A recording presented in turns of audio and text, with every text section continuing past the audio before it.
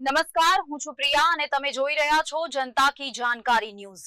નજર કરીએ આજના સમાચાર ઉપર। દિયોદર તા પંચાયતમાં પ્રમુખ ઉપપ્રમુખની ચૂંટણીને લઈ રાજકીય ગરમાવો। તા પંચાયત પ્રમુખ પદ માટે ભાજપમાંથી ધનકવાડા સીટના વીમુબેન ચૌધરીએ મેન્ડેટ મેળવી ફોર્મ ભર્યું। ઉપપ્રમુખ માટે રાંટીલા સીટના બારોટ શક્તિદાન બારોટે નોંધાવી ઉમેદવારી। દિયોદર તાલુકા પંચાયતમાં સત્તા મેળવવા ભાજપ કોંગ્રેસ મેદાને।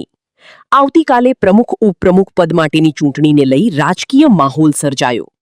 તા પંચાયતની 22 સીટમાંથી 12 બેઠકો પર કોંગ્રેસ અને 10 બેઠકો પર ભાજપના છે સદસ્યો। કોણ બનશે પ્રમુખ ઉપપ્રમુખ? રાજકીય ચર્ચાએ જોર પકડ્યું। અહેવાલ ભરત ઠક્કર, ડીસા, બનાસકાંઠા।